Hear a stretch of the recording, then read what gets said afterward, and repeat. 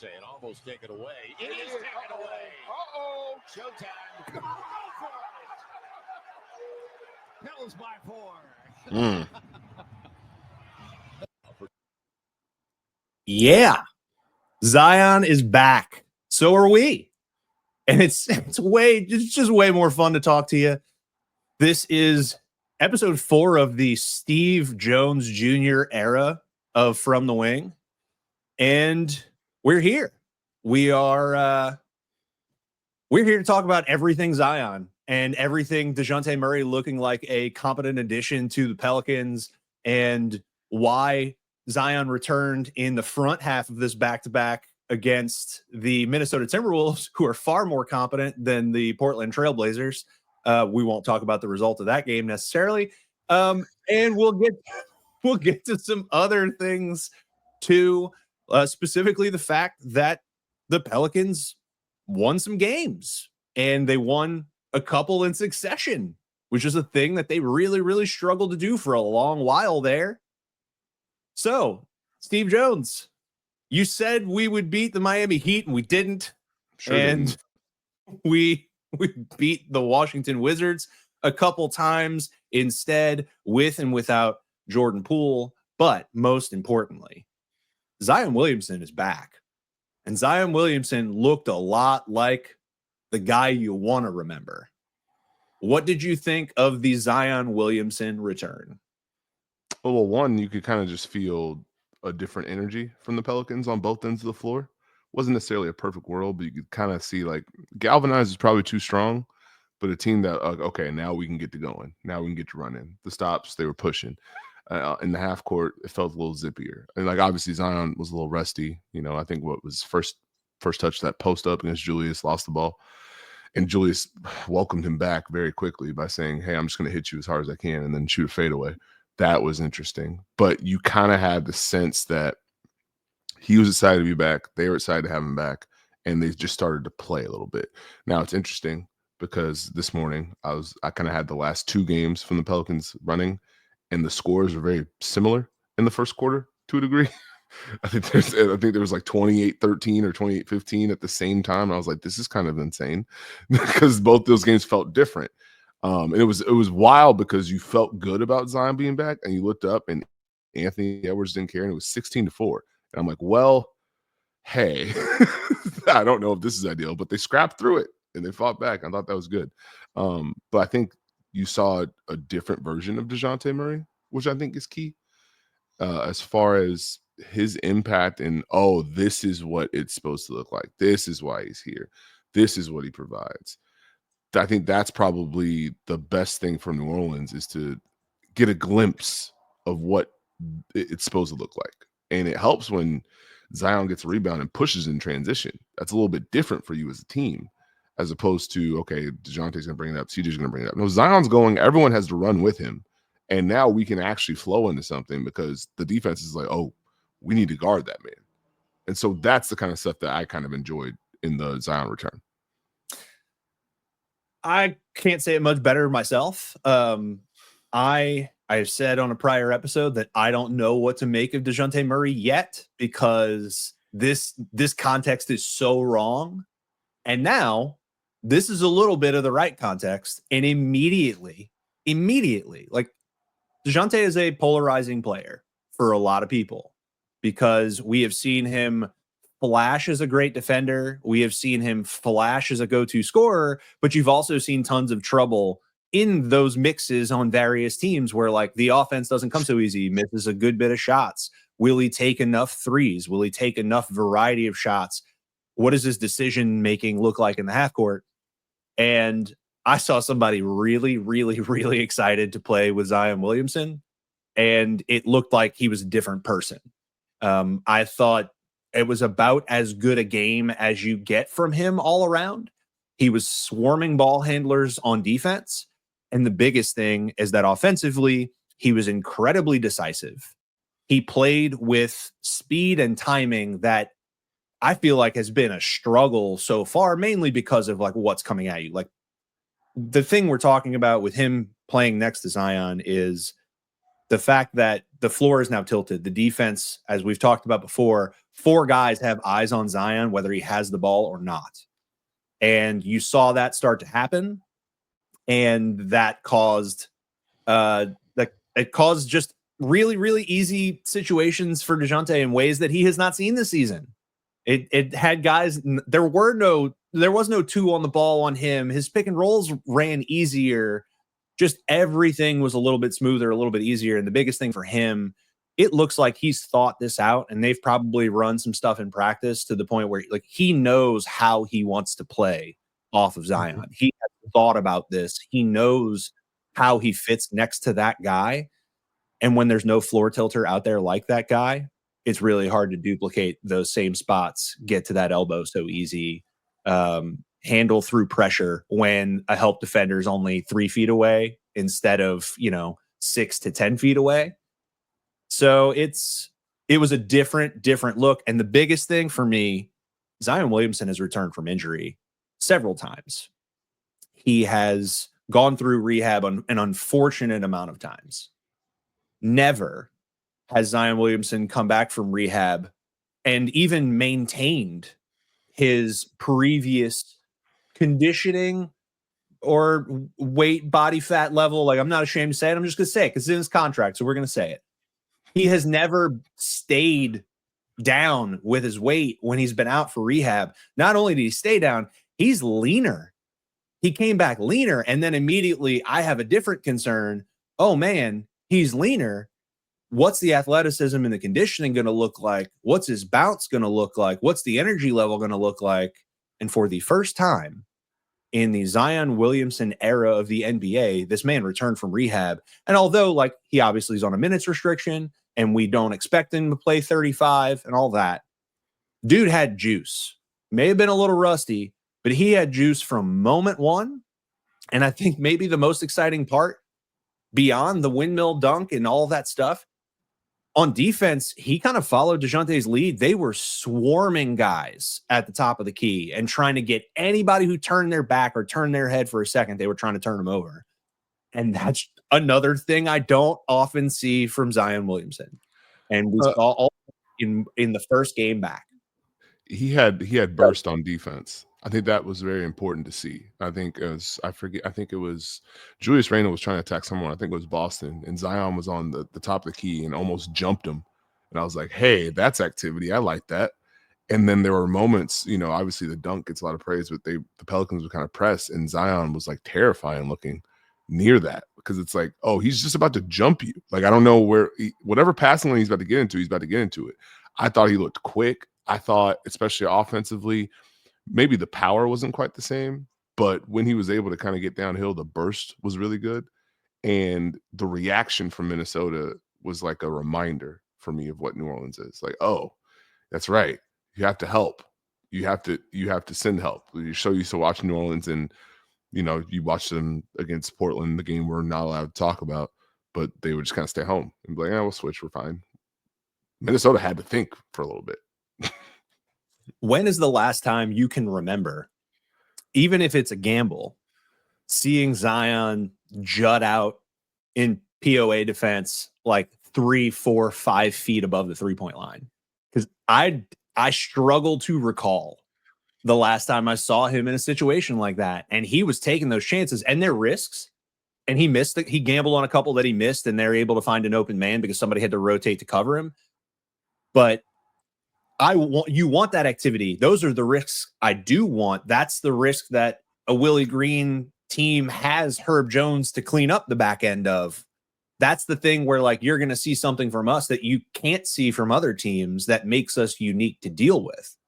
And man, is it fun to see turnovers at the top of the arc that turn into easy transition buckets for a team that struggles in the half court with offense? My God, that's the thing that jumps off the screen and says, this is what they're supposed to be.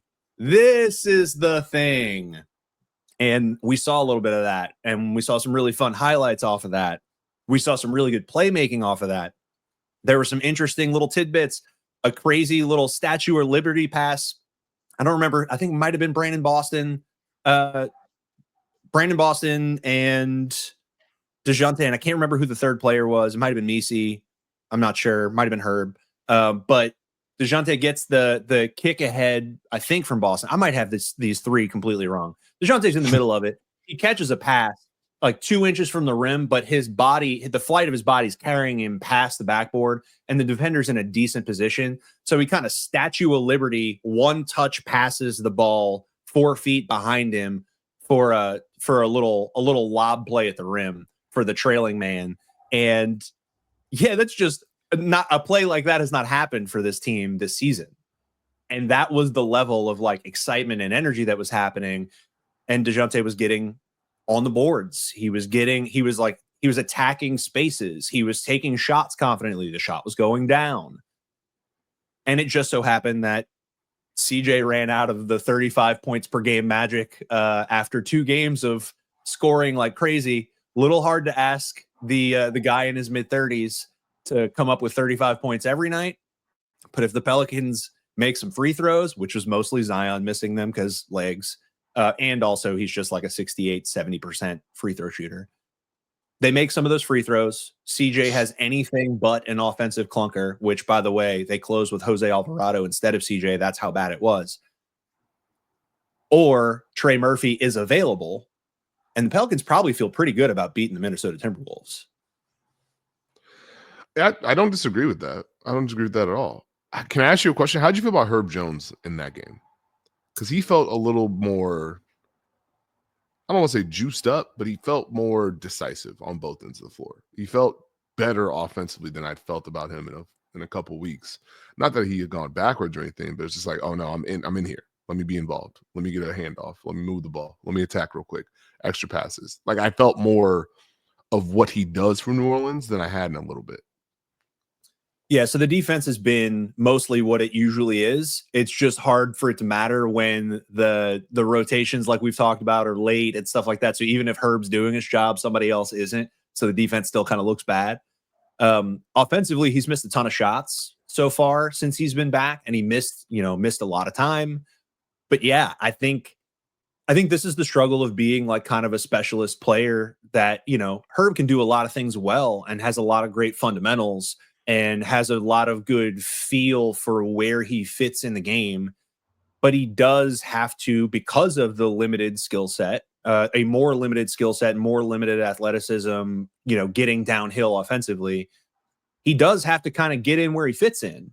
And if there's not advantage creation happening from other guys, I think it's really hard for him to be the highest level version of himself, because the only other way that his game really opens up off of defensive turnovers and off of made threes. If he has one of those nights where he makes like 3 of 5, he's feeling good. He's feeling juiced up, regardless of who's on the floor.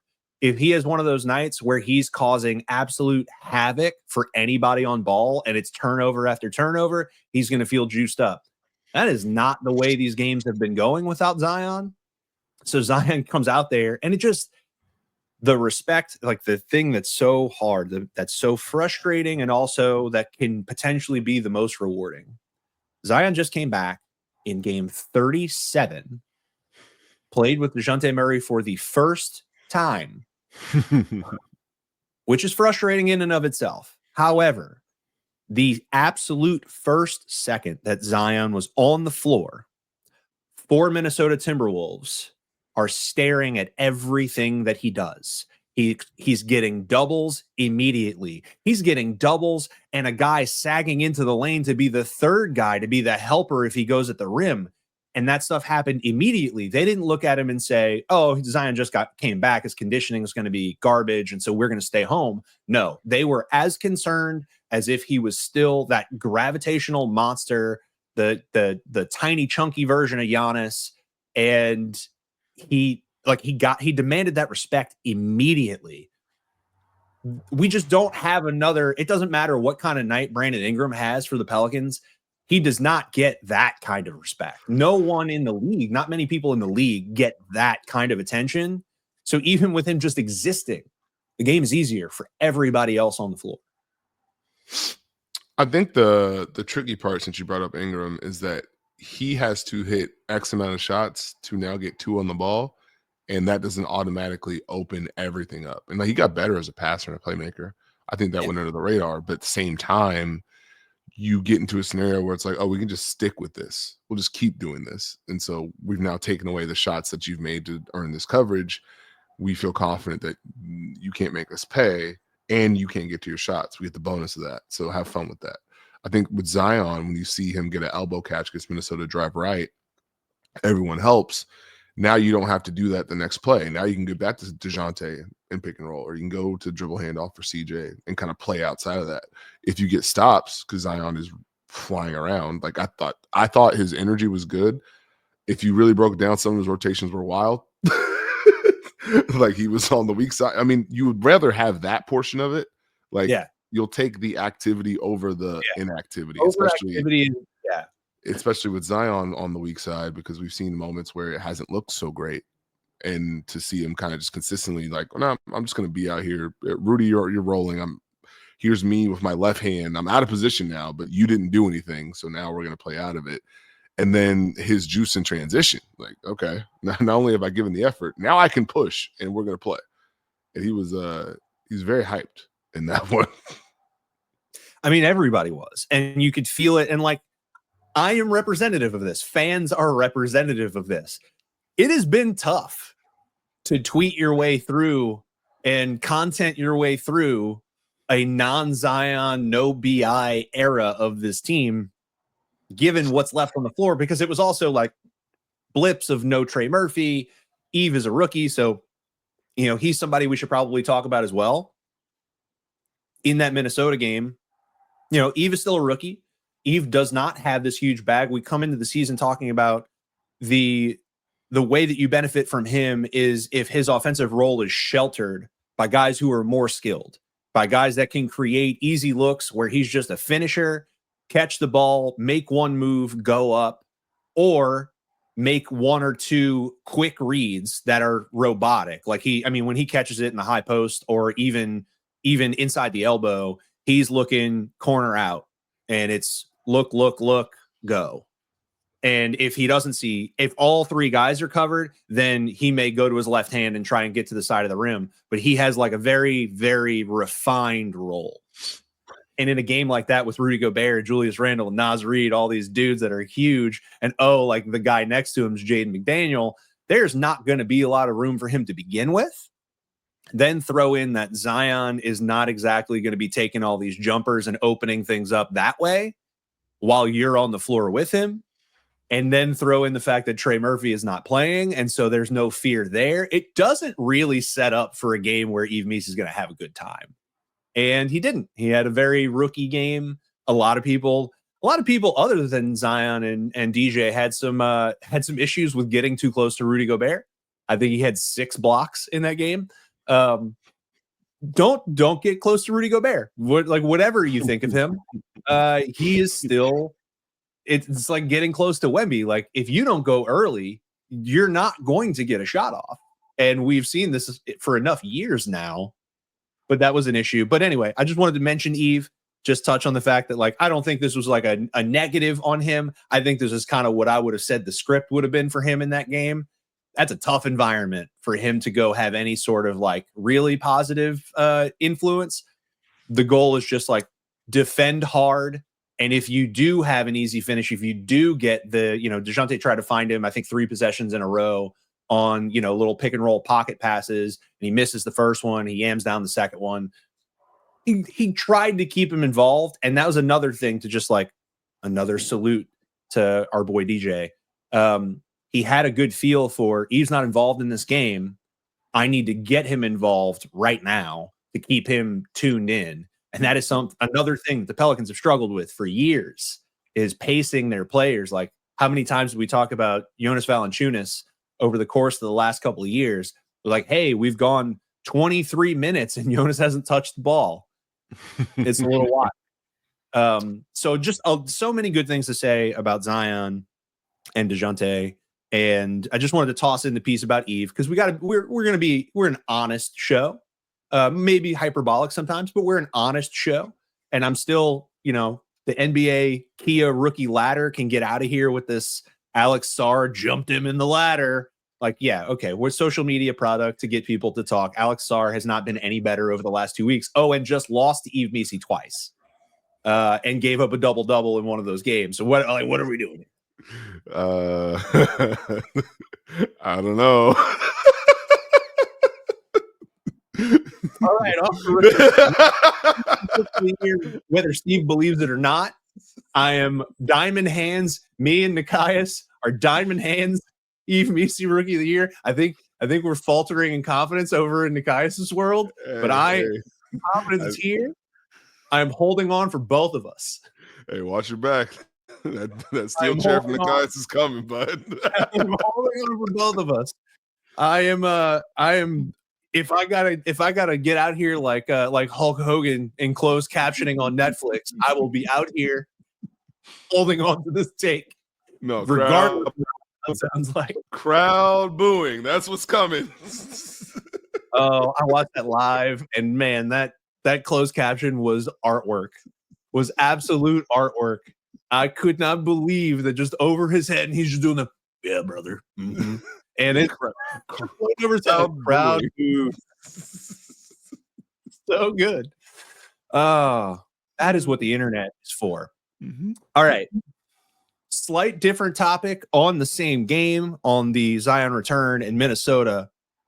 We skipped being doubtful. We went straight to questionable right before a game on the front end of a back-to-back. You have the selection of the Minnesota Timberwolves or the Portland Trailblazers. You can play against this gigantic jungle of limbs who plays defense well, but has offensive challenges, but also has Ant and is like it's a much more high-profile game. Or you can play against the backcourt that's going to shoot a ton of shots and a guy with questionable heart named DeAndre Ayton. You can go either way. And if you asked me before that game, and people did, if you asked me when I thought Zion was going to come back, I was like, oh yeah, he comes back for Portland. Come back on the back end against the team where it's a little less challenging, guys that he's gonna have an easier time attacking. Although Robert Williams healthy, Robert Williams has given him some fits in the past. Robert Williams, if he's out there, if they do some like combined stuff with him and Ayton, that could be tricky. Denny Avdia also like really coming on for Portland. Yes, I watch other teams. I don't just watch the Pelicans. And, you know, I like those weird role players that are like right in the middle of the NBA. Denny Avdia fits right in there. So 2 reasons come to mind for choosing. Like, this is a choice. You come back, they're going to say, hey, you're going to play one of these back-to-back, not the other, because you're coming back on a minutes restriction. We're not going to load you up with both of these games. Which one do you want to come back for? And we choose the Minnesota Timberwolves. And to me, that's one of 2 things. Either he knows the success that he has had and the amount of highlight plays he has had against Rudy Gobert in the past. If you just type in Zion Williamson in the GIF search in any social media platform, there will be a Rudy Gobert dunk in there. There will, because he likes playing against Rudy Gobert. He is not afraid of him. He has jumped into Rudy's chest and put him in the front row of the fans before. Like, he is not afraid of Rudy Gobert. He is one of those dudes that looks forward to playing against him. Or is this the stealth tank move where you say, well, if Zion's going to play, we're going to have a better chance to win. So let's play him against the better team and live with the result, knowing that, you know, we're not actually trying to fight for the 10 seed. We're okay with, as long as process is good, we're okay, which I'm going to have some friends that are going to light me up for saying the word process. As long as process is good, we're good with the fact that we might lose both of these games. If this is the way we lose it, we get the right guys out on the court. We see a little bit of what we planned for this to be. Steve Jones Jr., what do you think? Do you think this is the NBA's hatred for Rudy Gobert? Or do you think this is more stealth tank? I set you up there. I did. I think it's more the matchup. I think you want to have Zion up for the matchup. So if he's up to play Minnesota, because not just Rudy, but Anthony Edwards is out there. Saw a lot of jawing on the court during that game. So it makes a lot of sense. There is some bit of, and I'll dip back into my brain, some bit of logic where if we're going to give a player a rest, or if a player is going to miss a part of the back-to-back, you generally, for some reason, tend to do the second one, not the first one. Just, I don't know what what the science is behind it, but it's usually, all right, we're going to play our guys in this game. This guy's going to sit this game. And so you just kind of default to, let's give it our best on the first one. Second one, let's roll the dice to a degree. And so because here's what you don't want to do is you come out, let's say you just lose to Minnesota, Zion doesn't play. Now Zion comes back the next day.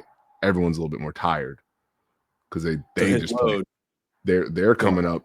They're coming off a second night, and he's got to now join that instead of being able to be a part of the infusion. And then, hey, all right, I got to sit and rest. I got to get restriction, everything that goes with it. It's a little bit more understandable than bringing someone back on the second leg of a back-to-back, because now it's a different vibe, different shoot around, different meeting. Like usually it's not the same type of regular game flow to a degree. So you just kind of default to, this is what we do. Come play this first one. We'll figure it out.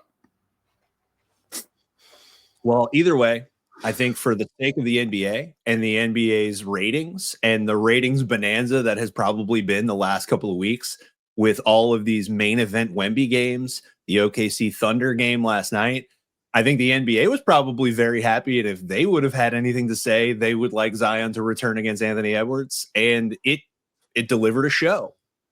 I have been waffling back and forth about what I want this team's objectives to be.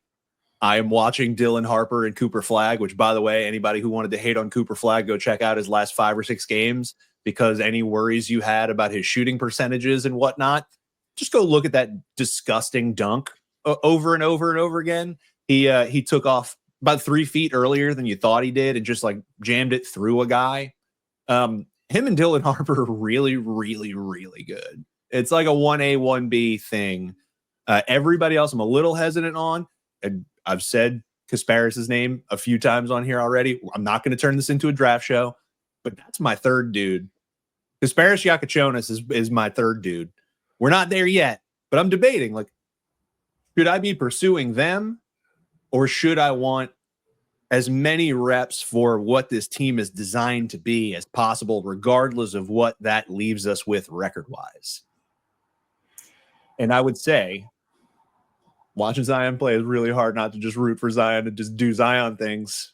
And I felt the main feeling I had coming out of that Minnesota game was, damn, I wish Trey was here.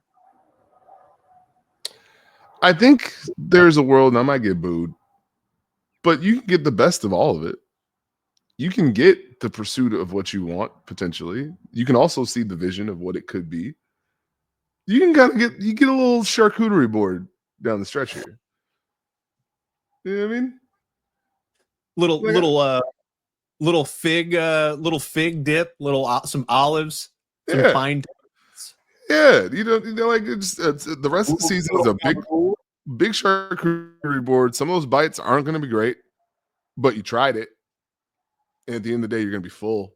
Some of them are going to be elite, but everyone else is eating most of what you want to eat from there. So now, okay, we got to pivot. What's that over there? That looks good. I'll combine it with that. I don't have a charcuterie board strategy. I just kind of grab stuff and see what happens. I find that I am always looking for, and now we're really getting, this is the actual literal pun intended meat of the show here. I'm always looking for like a little, I got to make a little lunchable every time. I find that something's missing.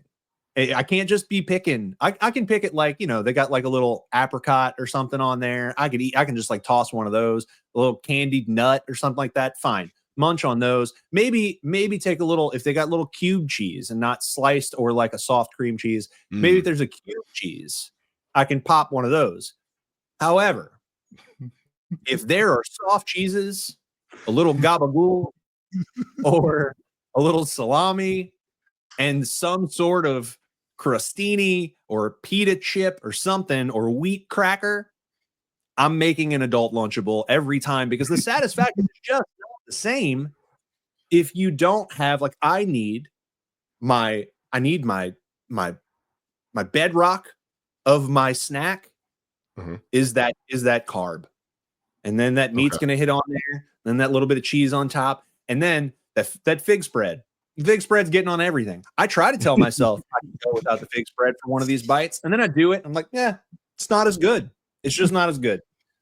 I'm getting back to and just admitting to myself that I'm a monster. I need all of these things every time because that's the right bite. Okay, so important question, because I am also I don't know what that is. Like a meat. I need a cheese. Let's throw something on there. Do you put the cracker on top or do you leave the top open? So depends where we're at. Depends like what consistency. If I have a lot of meat and cheese on top, I might go sandwich.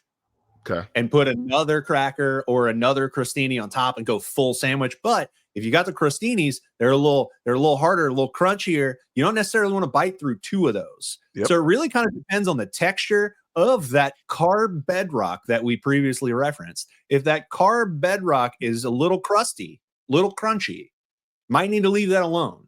Don't want to create this like concrete texture where you got to bite through the rough stuff to get to the goodness. You just want to get in there. So open faced, if we have like a cracker, probably going open faced. I already have enough. Okay. Maybe this is that one thing where I trim something off the top and feel like a little bit less of a monster. And we just leave it open faced. And we leave some for everybody else that came to the party. We don't destroy the entire salami rows. We leave a little bit of that for somebody else. This is really what people come to the show for. This is it right here. Hard hitting conversation about charcuterie boards. This is the stuff. And now the tie-in. Can we really have the charcuterie board that is seeing the Zion, Herb, Trey, DJ marriage, that core marriage, the Misi involvement? Can you have that and not stumble your way into, because of the eye-popping athleticism, because of the energy level, not stumble your way into, 28 to 29 to 30 wins and be like the 7th or 8th worst record? Is that a reality? Or are you saying that I think you live with that because the odds changes are only so different and the process is as important as the draft pick? I think you, in theory, would want to have both. Like, you don't want to, the start is the start, and so you don't want to go on this 10 out of 12 stretch of winning basketball games that put you in a tough spot. Are you going to put yourself in a spot that doesn't exist? I don't think competing, you keep looking. And here's the other: you played Portland the next night. They're right above you. They scored 40 points in the first quarter.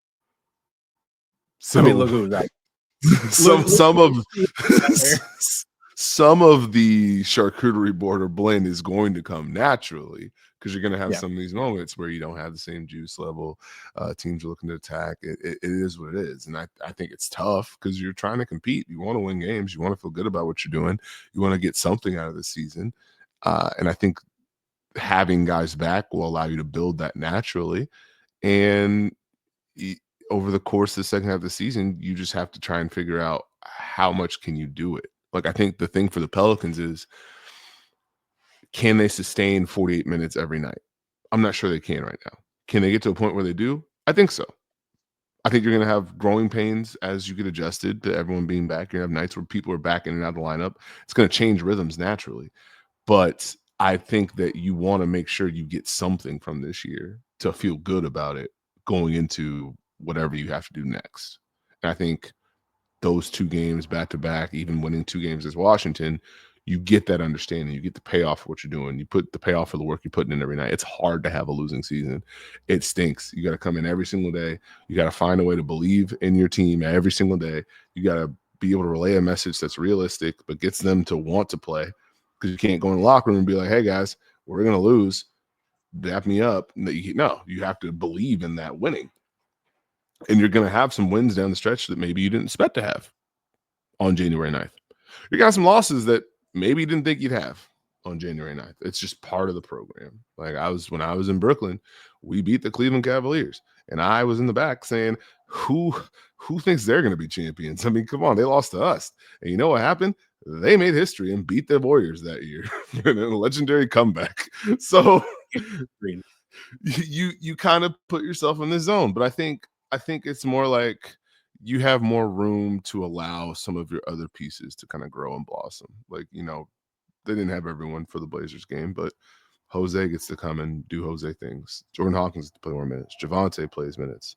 You kind of have growth opportunities that present themselves in different ways. So I don't think they have to go full out. Everyone starters play 34 minutes, but you're going to have those moments in those games across the course of the season where you're going to have an opportunity to see what it could have been or see what the ceiling could be. And you're going to compete in those games. And you're probably going to win a couple of them. Doesn't mean it's going to happen every night. So I would just kind of enjoy the whatever the roller coaster ride is, as opposed to what it was before, where, hey, we don't have anyone out here. And these are games we need to win. Oh, God, we haven't won in how long? You're going to have to replace the vibes a little bit. So a word you used last podcast, you got to be a little Delulu here. You're gonna have to summon the Delulu every once in a while and just live with, and like you said, it's kind of success by attrition. Get the reps out there, keep the main thing, test that core, test what you think that build is going to be going into the future and move towards that. But there will be opportunities like these two games where you make a decision about which one Zion plays in, and maybe that, that kind of changes some things, and that the minutes restrictions and the injuries that pop out. Unfortunately, one of the things that happens in that Portland game, Herb Jones messes up his shoulder somehow. And I watched it back like 6 times. It doesn't look like anything crazy. He kind of just goes to stab at a lob entry into DeAndre Ayton, and their arms are tangled up, and he reaches across him, and they kind of bump arms, but it's not even a whole lot of contact. And Herb is immediately in pain.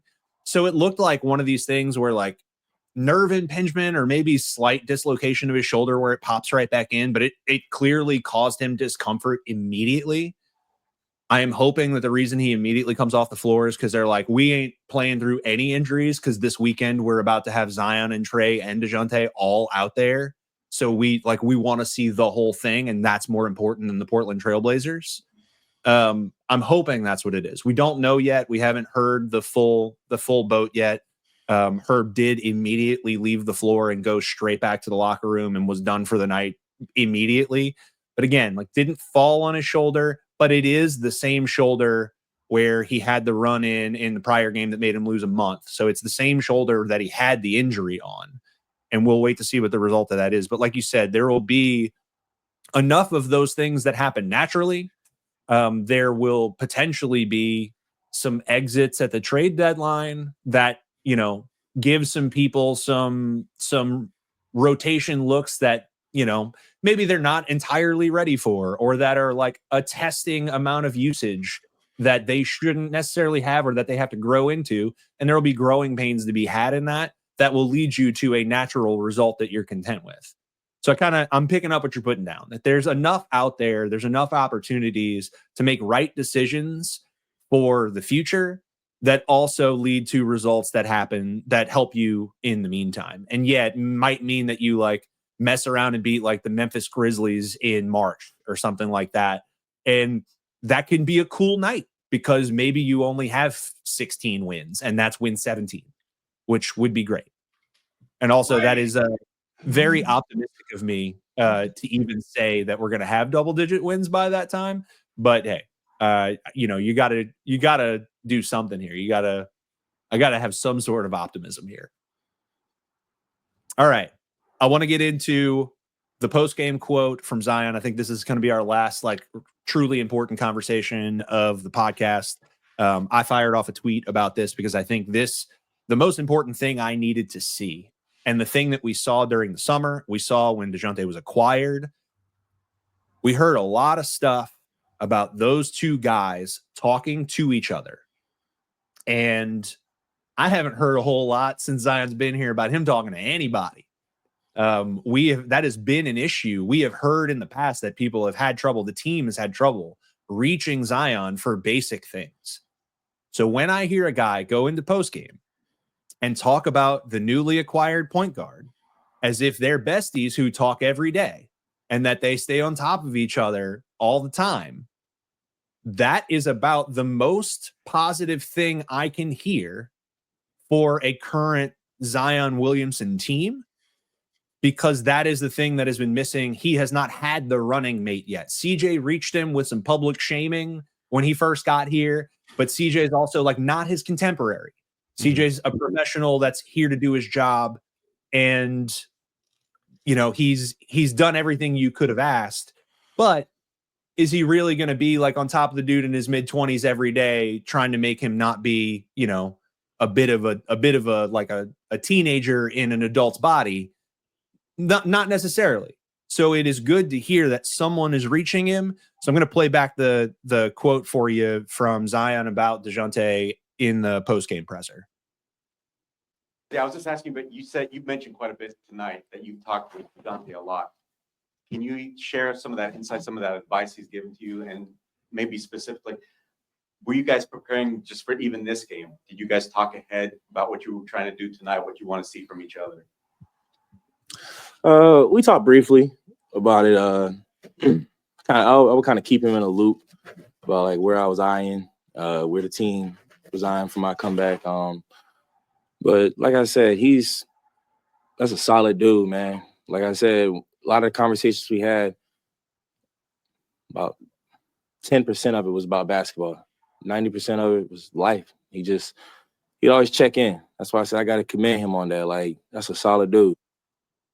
All right. So I heard that was just one quote. I believe that was Ollie Cosell that got that quote out of him. There was some more quotes in the postgame presser. Dejounte's name came up about 10 different times in reference to coming back. Why did he come back stronger? Why did he come back feeling like his legs were already under him when that has been something that has been a problem? I was talking to fans all day in preparation for his return in one of these two games, and all of us walked in with the caveat, hey guys, for 3 to 5 games, this is going to look like crap. We're just going to have to live through it until he gets to the place where he feels good. None of us are expecting him to come out and immediately have the burst and have the energy that you saw. So seeing that, and then having it coupled with Dejounte's performance, seeing them both energized by each other and that lifting the whole team, and then hearing those quotes in postgame, I feel like this is the reason that you went and got Dejounte Murray. Mm-hmm. This is the thing you're actually betting on. Yeah, he's got a contract that you're content with. You think he is worth what he is getting paid into the future as the cap goes up, and you feel good about the economics of that deal. You also didn't have the role pathway for as much as anybody wants to talk about Dyson Daniels. He's a great player. He's an incredible player. He did not have a path to the role that he has in Atlanta in New Orleans. I'm going to say that again. Dyson Daniels is a great player. He is going to be on NBA all-defense teams. He is that good. However, there was no path for him to be a starting guard on the New Orleans Pelicans. He was going to have to either supplant Herb as your wing defender or have enough offense and creation to be your 2 guard over CJ. That is not the real world. So in Atlanta, that's not the case. Jalen Johnson is evolving into an offensive monster on the wing that can play the 2 or the 3 or the 4 and survive. And Trey's an incredible ISO playmaker who's going to spray out 12, 13 assists in some games and is going to get gravitational pull 10 feet above the 3-point line. It was a great situation for Dyson to go to. It is great for him. And it was also good for Dejounte to come here. And this is why. Zion's energized. Zion did the right things. He may not have done the right things right before the season started, but he did the right things just now, damn it. Well, I mean, there was a path. They just, traded Herb, kept Brandon. Anyways. You see? So, if you want to get mad and spray out the Dyson takes, talk to that guy. That guy said trade Herb. I'm gonna get that on the loud. That guy said trade Herb Jones. Trade Herb Jones to space for Dyson. That's right. That's right. Hold on. Here on this show we've got video, we've got audio, we've got voice effects, and this man is trading Herb Jones. No, I simply said that would have been the path. I agree with what the Pelicans did. You can't get me twice. Because I was saying the Pelicans were going to beat the Wizards, and then I had to commit to them beating the Heat, and I didn't want to do that. I mean, that was a show plot device. We were going to beat the Miami Heat. Like, clearly, you didn't say that. I put that in your mouth as soon as you said you thought they were going to get a win. I seized on the opportunity to make it the harder of the 3 matchups. I appreciated that. I think to the Dejounte Zion point, right? Like, I think chemistry is in basketball a hard thing to sometimes explain. You know, it's a lot of times of relationships you have with coworkers, but you're just athletes, so it can kind of look a different way. You can be supportive. You might not be the best friends. It's weird when you have someone that you connect with in a different way. Like, I thought the point where he said only about 10% of what we talked about was basketball. That's a little bit different, to where now you kind of feel seen and understood and appreciated, and it's nice to have on as a teammate. You know what I'm saying? And so that can go up and down, but you saw that when they were in the second half jumping everyone with pressure and steals and lobs and of the sort. So I think for Zion to be able to connect with someone is probably just as important as anything else, because of the expectations, because of the weight that's been put on him, because of everything that's happened. For Dejounte, like, the check-in point is where I was like, okay, this is a little bit different. He need to be a little careful saying the weight that's been put on him. I'm just saying. No, I said expectations before.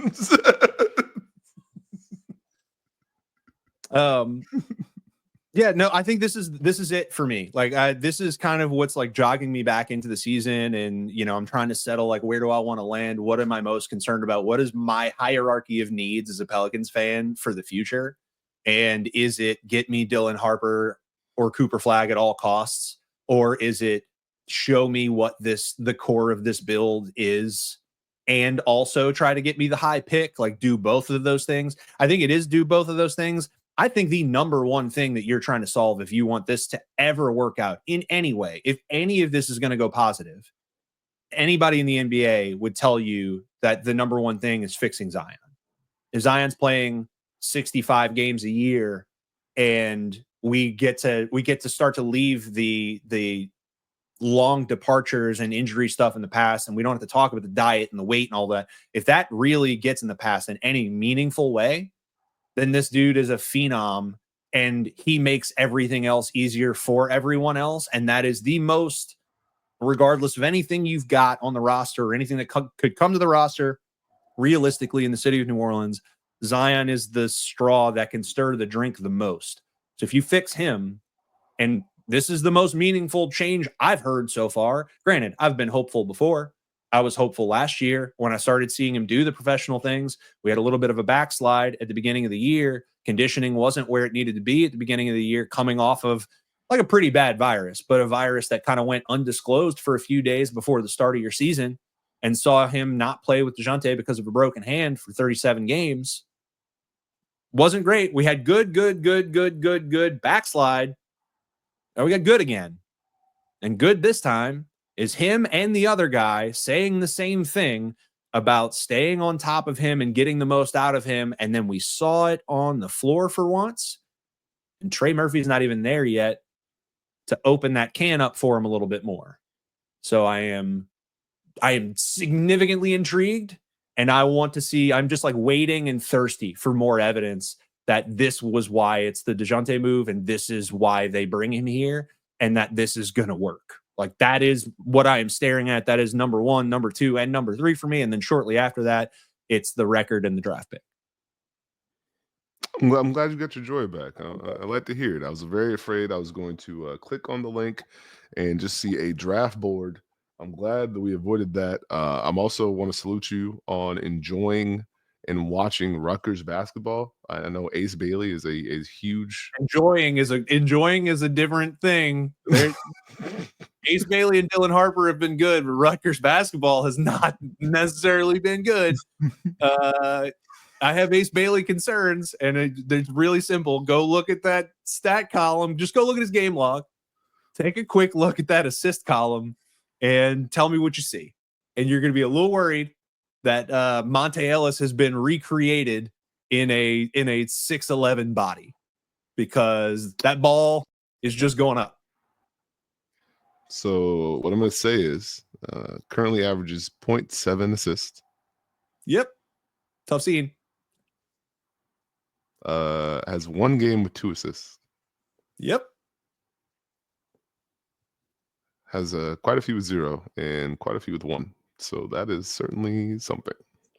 That is why Kasparis Yakuchonis is going to be guy number 3, because that's a large guard in the same vein as Dylan Harper that's orchestrating and playing defense, like big two-way guard that looks really smart, has some like Euro pro guard polish. I'm not going to mention the L name because that's what everybody does, and it ain't that. We're not going to do that. And I would put him, just like a little tier below those guys. But the Ace Bailey thing is going to be really polarizing and really complicated because he's huge and he shoots and everyone loves that. And he can make really tough shots. But you need to ask yourself, why are the shots so tough and why does the ball not move? And so yeah, if you want the guy that stands along the arc and tosses a bunch of balls in the air and blocks shots, he can do that for you. Might stop the ball, might not be the most fluid or most athletic guy going downhill, but we're not going to do that show. We're not going to do that show. We're not there because we are reborn. The Pelicans are reborn. We are a Zion team once again. And we're going to see where this thing goes. And hopefully, maybe we grab a Cooper Flag or a Dylan Harper along the way. Maybe that is what happens. And we do get to come out of this with like some pride and joy. Maybe we get a little bit of both. That's what I'm pulling for these days. Or you tune in to TV next year and it's Brandon Ingram and Ace Bailey. What? Why have you done this to me? Why have you made this a routine of doing this to me? Goodbye, y'all.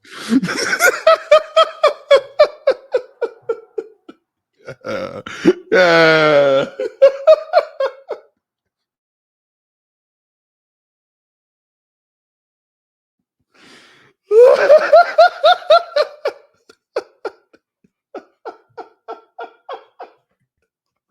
All right, I'm back. I'm back. But now we're out. It's been real. Catch up with us next time. That was a good bit, right? You just hop out and hop back in. Just get so impressed that I leave. All right. Well, this has been From the Wing. It's been Steve Jones Jr. next to me here, talking about a livened up Pelicans, something to root for and something to be excited about, something to see go right. And hopefully this weekend we see Trey Murphy added to the mix to see what that whole core thing starts to look like. And then very quickly, we are at the deadline and it's game time. And it's time to see, like, are they going to make moves that change this roster and push us further into that future? And then maybe we snag a draft pick in the process. And we just like kind of have some no stakes fun or some low stakes fun in the back half of the season. Thanks for joining us again. We'll be back next week doing more of the same. And we're going to have some joy because we're happier here. It is a happier time. We're just going to pretend like we didn't just lose to the Portland Trailblazers, down by like 35 for most of the game. We'll see you next time.